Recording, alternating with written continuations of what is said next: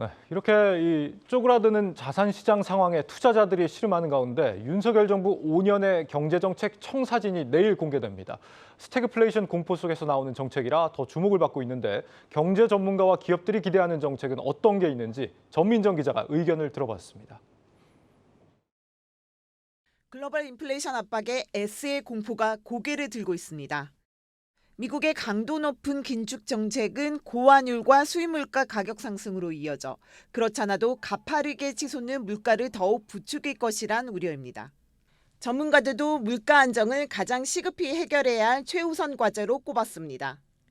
가장 중요한 게 이제 유가인데 뭐 유류세를 인하한다든가 뭐 그 정도고, 그다음에 이제 할 수 있는 게 가령 뭐 국내 어떤 산업 분야에서 독과점이 없는지 뭐 그렇게 해서 좀 더 경쟁을 좀 더 활성화시켜서 가격을 좀 이제 떨어뜨리는.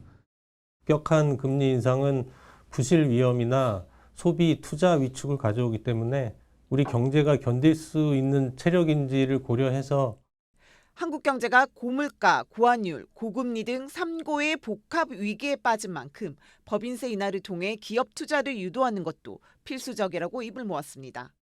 25%까지인가 아마 올라왔는데 과거 22% 정도까지 인하하는 게 이제 이 현 정부에서 올리기 전까지 수준으로 일단 내리는 게 필요하겠습니다. 법인세 기대 효과는 결국 투자를 활성화시키고, 그렇게 투자를 통해서 이제 기업이 성장하고 그 성장한 기업이 다시 이제 그 소득을 창출하는 그런 그 효과를 가지고 있기 때문에.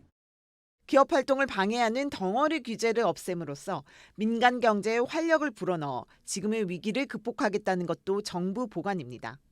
다만 정부 주도의 규제 혁신 체계를 효율적으로 운영하고 민간의 참여를 높이는 방향으로 규제 개선의 실효성을 높여 나가야 한다는 제언입니다.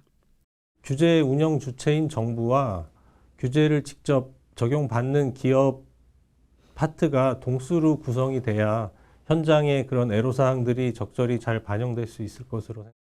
경제안보 측면에서 반도체와 같은 국가 전략기술 육성을 위해 세액공제 등 인센티브를 늘리고 규제 걸림돌을 없애야 한다는 데에도 전문가들은 의견을 같이 했습니다. 그 우리나라 R&D의 거의 한 80% 가까이는 사실상 대기업에 의해서 이루어지는 거거든요. 대기업이 하는 그런 R&D에 대해서 그 과거 수준으로 조금 이제 좀 더 R&D에 대한 그 세액 공제를 좀 더 확대하는 것도 저는 필요하다고 생각합니다. 서비스 발전 기본법 제정과 서비스 특화 정책을 통해 제조업을 바탕으로 한 수출 중심 성장의 한계를 넘어서야 한다는 조언도 나왔습니다. 서비스 산업에 적용 가능한 가치평가 모델을 개발하거나 서비스 R&D에 특화된 친화적인 어떤 그 지원 체제 구축 등이 필요하다고. 하지만 법인세 인하와 서비스 발전 기본법 제정과 같은 중요 과제는 국회 문턱을 넘는 것이 필수. 민간 주도의 경제 성장을 이뤄내기 위해선 여소야대 전국에서 여야 간 협치를 통한 협력이 그 어느 때보다 중요하다는 지적입니다. 한국경제TV 전민정입니다.